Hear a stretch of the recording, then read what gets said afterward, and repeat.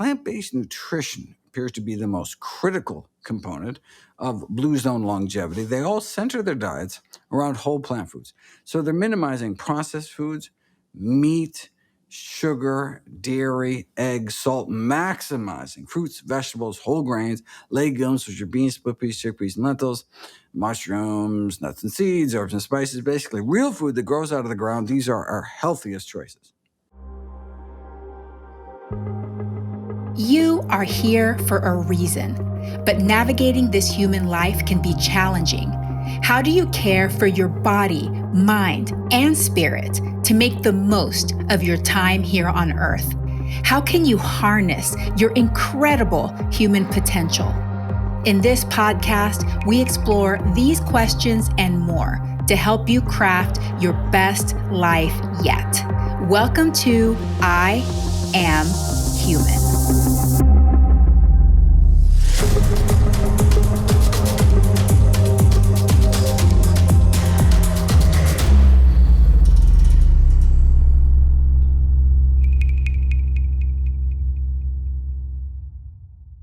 Hello, humans, and welcome to another episode of I Am Human. I am Dr. Yami, and I am so excited to be here with you again today. Thank you so much for listening. Please subscribe, rate, and review, and best of all, share my episode with somebody that you love. It really does make a difference. To be human means that we will all be subject to the effects of aging and disease, and we might become a passive part of the cycle. But it also means that we can use evidence-based diet and lifestyle habits and behaviors to reduce our risk of disease and increase our longevity so that we can have more time to enjoy our time here on Earth and contribute to those around us. My guest today is an expert of lifestyle medicine and works tirelessly to bring us evidence-based information so that we can all live long, healthy lives. Dr. Michael Greger is a founding member and fellow of the American College of Lifestyle Medicine. He is a physician, New York Times bestselling author, and internationally recognized speaker on nutrition, food safety, infectious disease, and public health issues. Dr. Greger is the founder of the nonprofit organization nutritionfacts.org, a public service that provides free access to the latest peer-reviewed research in nutritional science via bite-sized video. He has lectured at the Conference on World Affairs, testified before Congress, and was invited as an expert witness in the defense of Oprah Winfrey in the infamous meat defamation trial. In 2017, Dr. Greger was honored with the ACLM Lifestyle Medicine Trailblazer Award. He is a graduate of Cornell University School of Agriculture and Tufts University School of Medicine. 3 of his recent books, How Not to Die Cookbook, and How Not to Diet, all became instant New York Times bestsellers.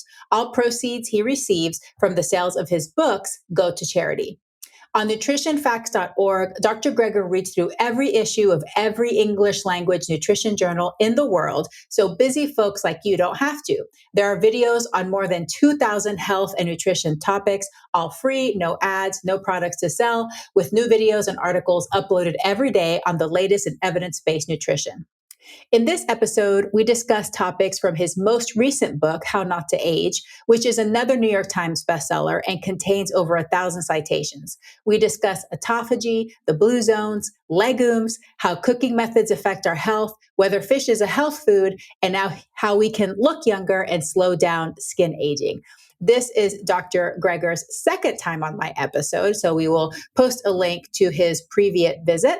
But thank you so much again for being here, and I hope that you enjoy the amazing Dr. Greger. The information on this podcast is for informational and educational purposes only. It is not meant to replace careful evaluation and treatment. If you have concerns about your health or well-being, please consult a healthcare professional. Dr. Michael Greger, welcome back to the show. What a pleasure to have you again. Happy to be back. And you're a prolific author with so many amazing books. You have your new book, How Not to Age. It's fantastic. So much great information. So I wanted to launch straight into that topic.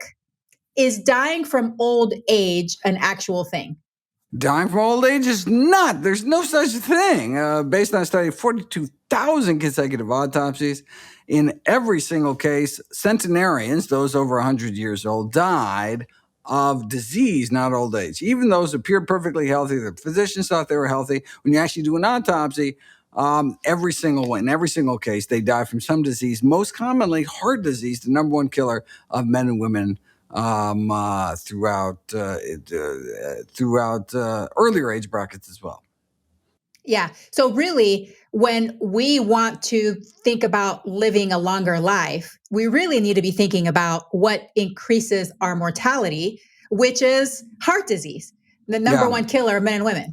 That is indeed the case. Although one could argue, the reason I wrote the news, so you say, wait a second, if everyone dies from disease, why wasn't How Not to Die all the longevity book anyone needs? Because, I just go through, each of the top 15 killers, talk about their old diet, may play in preventing, arresting, reversing each of our top 15 leading causes of death.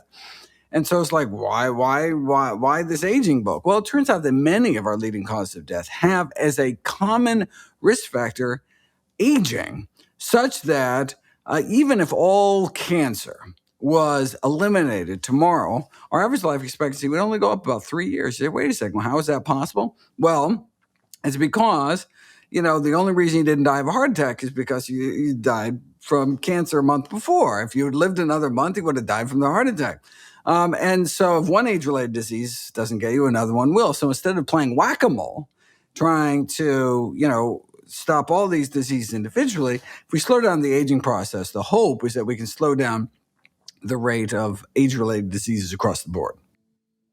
Yeah, because when we think about aging and anti-aging, I think what most people are thinking about is looking 20 years old when you're like 80 or, preserving everything. But really, we're looking at it more as longevity. Yes, right. So both lifespan and health span, which is the period of time spent in good health, free from disease and disability.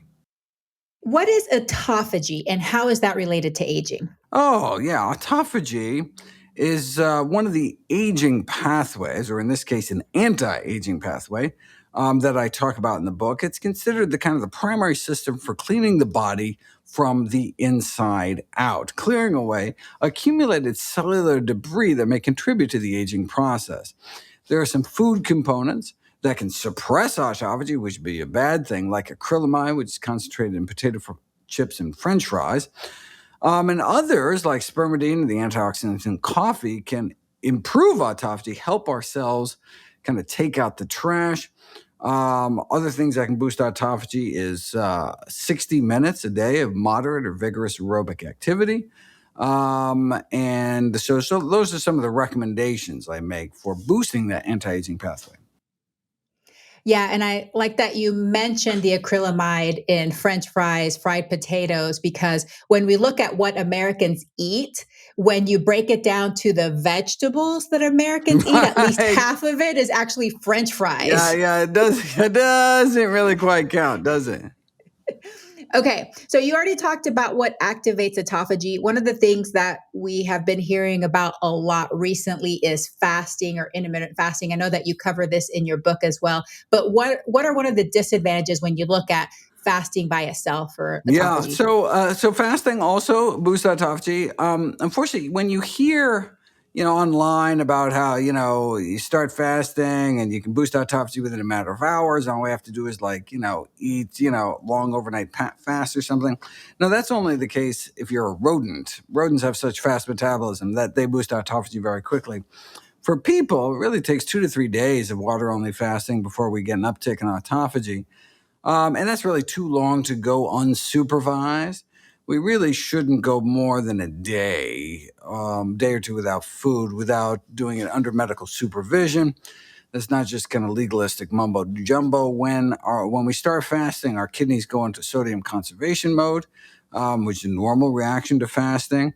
And that's what normally happens. But if for whatever reason that breaks down, you can lose excess sodium, and without any sodium coming into your body, You could rapidly develop an electrolyte abnormality, which may only manifest with like vague symptoms like fatigue or dizziness, which you might dismiss until it's too late. So critically important to follow one's electrolytes if you are doing a long-term fast. Okay, that's great to know. Why are the blue zones significant when it comes to aging? Well, only about 25% of the difference in lifespan between people is due to genetics. So, for what we can do around the majority of which we may have some control, we can turn to these blue zones. These are areas of exceptional longevity around the world where they have up to 10 times the rate of those reaching triple digits. The question is, what lessons can we learn? They do have a number of healthy lifestyle characteristics like daily exercise and tend not to smoke, but plant-based nutrition appears to be the most critical component of blue zone longevity. They all center their diets around whole plant foods. So they're minimizing processed foods, meat, sugar, dairy, eggs, salt, maximizing fruits, vegetables, whole grains, legumes, which are beans, split peas, chickpeas, and lentils, mushrooms, nuts and seeds, herbs and spices, basically real food that grows out of the ground. These are our healthiest choices. I love that. And, a lot of people have been arguing that, it's not really a thing. And, there's a lot of people that for some reason are anti beans. But I love that beans are a highlight in this book. And I'm a Oh, bean yeah. pusher for sure. So tell me, why are legumes so powerful for decreasing mortality? Yeah, in terms of anti-aging foods, according to data from the Global Burden of Disease Study, which is the largest systemic analysis of risk factors in history, funded by the Gates Foundation, the number one thing we can do in terms of netting the largest lifespan gains is to eat more legumes. That's the single most important thing we can do. Legumes for longevity, right? Hummus for health. This is so then number two is whole grains. Number three is nuts. So three of the top five most important, impactful things we can do is things that we're actually not getting enough of. And then number four is eat less meat. And number five is drink less soda. Eating a burger appears to cut one's life as short as smoking 2 cigarettes. So if it wouldn't even occur to us to light up before and after lunch, maybe we should choose the bean burrito instead. I love it. How can cooking methods affect our health? I know you brought up the acrylamide earlier, Oh, but what yeah. other things do we need to think about whenever we cook our food, whether it's plant food or animal products? Yeah, we really should stay away from deep frying. In fact, frying in general. Though it does kind of matter what you cook. In general, that's really the most important thing when it comes to cooking. Beyond that, there are some small concerns about nutrient loss with overcooking, particularly if you're boiling vegetables and then throwing away the cooking water. You can lose significant nutrition. And so like pressure steaming is probably the best way to conserve nutrition, like putting in like an instant pot or something. But microwaving, very gentle way of cooking in terms of nutrient loss. But basically, we should eat our, fruits and vegetables in whichever way will get them to eat the most. If you like cooked broccoli, eat cooked broccoli. Like raw broccoli, eat raw broccoli. The most important thing is to, stuff our face with as many fruits and vegetables as possible. I love it. That's definitely what I say. So we don't want to fry things in oil for sure, but I know that you said that air frying doesn't seem to create as much of the toxic chemicals that frying in oil does. Oh, right. So, it's not frying, right? We call it frying because it's like a marketing term. Air frying is a marketing term. It's really just kind of convection heat. Like we used to have these like convection toaster ovens, it's the same kind of technology. So it's frying by name only. Yeah, it's really when you expose oil or any fats, including lard, tallow, to sufficiently high level, even of heat, even before the smoking point. It creates these kind of toxic components, some of which become airborne, and are form these carcinogenic fumes. Even like living next to a restaurant, which is with the vent exhaust from the kitchen, can reduce one's lifespan. And so yeah. It's. If you're going to do something like that, you should do it outside or something, at least get a little more ventilation going. Yeah, that makes a lot of sense. Is fish a health food? Well, it depends compared to what, right? I mean, fish, unfortunately, our oceans have essentially become humanity's sewer. Everything eventually flows into the sea. So, if we had a time machine to go back before the Industrial Revolution, that'd be one thing. But now the aquatic food chain accumulates the highest levels of chemical pollutants like DDT and PCBs and dioxins. In the US, hundreds of thousands of babies are born every year with brain damage as a consequence of their mothers consuming contaminated fish during pregnancy, with the resulting loss of intelligence estimated to cost our nation billions of dollars lost productivity every year. Now, look, a tuna sandwich would still be better than bologna, right? Processed meat was category 1 carcinogen, causing colorectal cancer. But, a hummus wrap would be even healthier. Even just a 3% shift from fish protein to plant protein, fish to falafel or something, is associated with a 6% decreased risk of premature death. Yeah. I feel like that's just an important question. And obviously, it's compared to what every time. But I feel like we still have that mantra of everybody should be eating fish every week. But a lot of people don't realize that fish, even now, they're finding microplastics in fish too. So it's kind of like, especially if we're looking at it just for the omega-3 fatty acid intake, there's probably better ways to acquire that, right? Yeah, no. So you can get, these are essential fats. The fish don't make it either. We don't make it. The fish don't make it. We can make it from the short chain omega-3s and flax seeds and chia seeds and hemp seeds, walnuts, or we can get it preformed if we want those long chain omega-3s by getting an algae-based, a pollutant-free source, so an algae-based source of omega-3s, which really the fish get it from anyway. We just kind of cut out the middle fish. Yeah, I love that. What is the number one risk factor for sustaining a fracture? Oh, for a hip fracture? For sustaining any fracture? Oh, yeah. It's fall. It's fall risk. So only about 85% of age-related fracture risk, bone fracture risk, has nothing to do with bone mineral density. That's just been drilled into our heads by big pharma and a billion-dollar bone density screening industry. So most fractures are from falls, not osteoporosis. And so that's why lower limb strengthening exercises and balance training is extraordinarily effective in reducing fracture risk up to 74%. And that's way more effective than osteoporosis drugs, which can actually cause fractures, what are called atypical femoral fractures, as many as 1 in 300 users. That's where your femur, your thigh bone, the biggest bone in your body, just spontaneously snaps in half. You're just standing there, and all of a sudden your femur snaps in half because of these drugs, like Fosamax, some of these new injectable drugs. Better to reduce fracture risk, if possible, using non-pharmacological methods. Okay, let's talk about the aesthetics because, like I said, when we think about anti-aging, we're thinking about looking young and beautiful for prolonged periods of time. So how can we look younger and slow down skin aging? Well, the single most effective we can do is to slow the sign of skin aging is really protect our skin from the sun. Though ambient air pollution also contributes, in terms of diet, the carotenoid nutrients in certain colorful fruits and vegetables are deposited in our skin and can offer this kind of healthy glow in both light and dark skin. Nutrients in greens can improve skin elasticity, collagen status, and facial wrinkles, perhaps due to this kind of inside-out sunscreen effect. Drinking extra water can improve symptoms of skin dryness and roughness.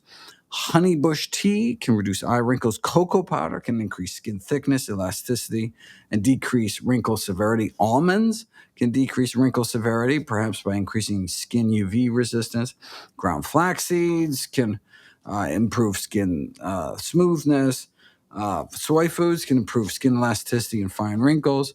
In terms of topical treatments, so-called anti-aging creams, really most work no better than simple moisturizers.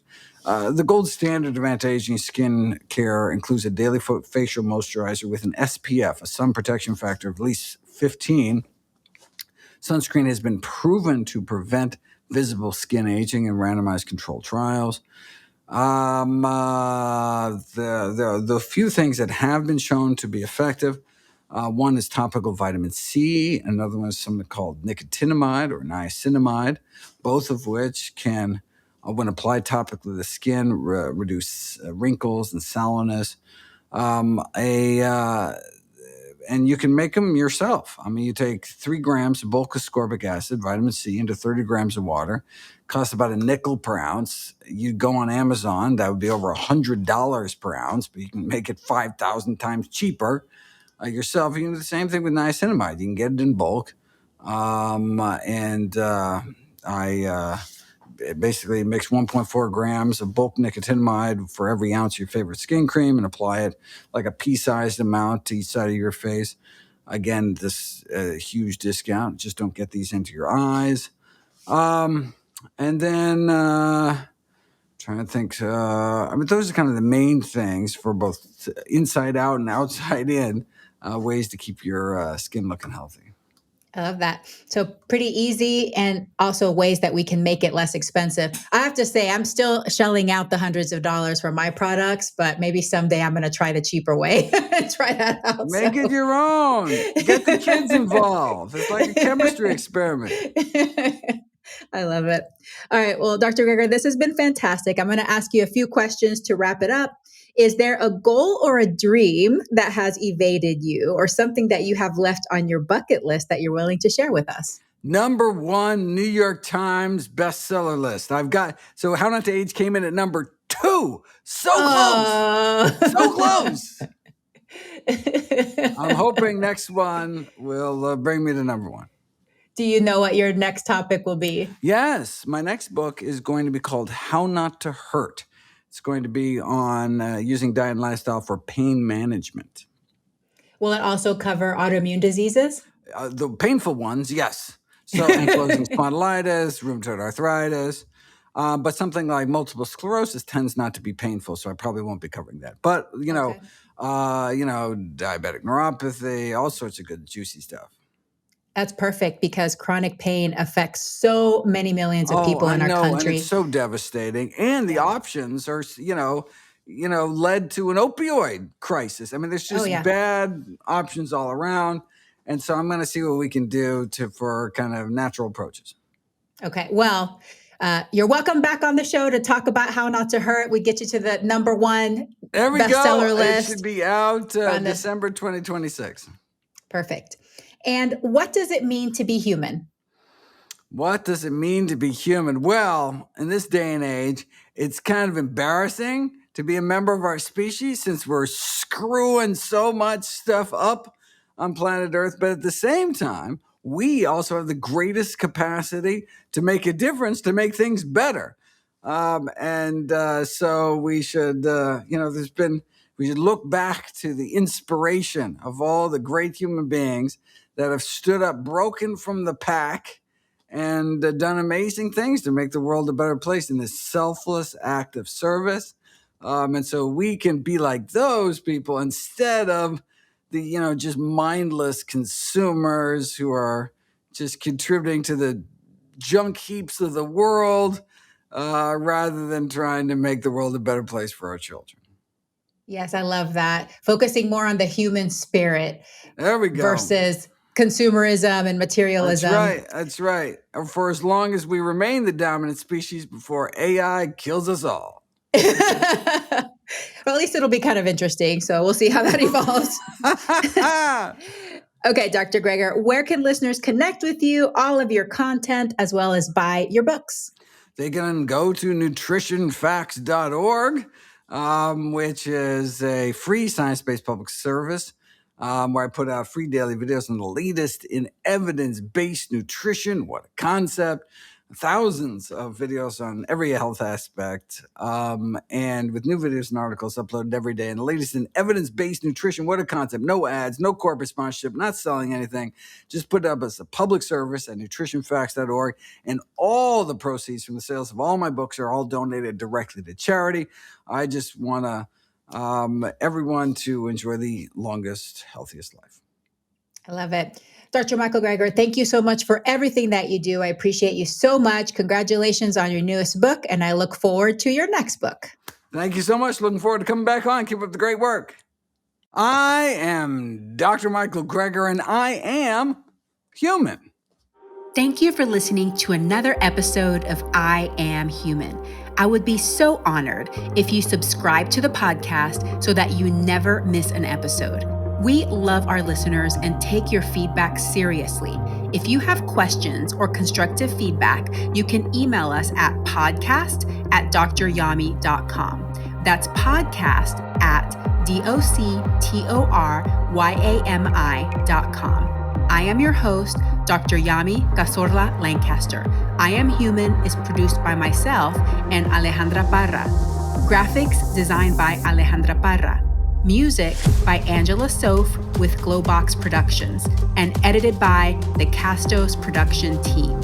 Remember, human, you are here for a reason. Have fun, explore, and live your life to the fullest.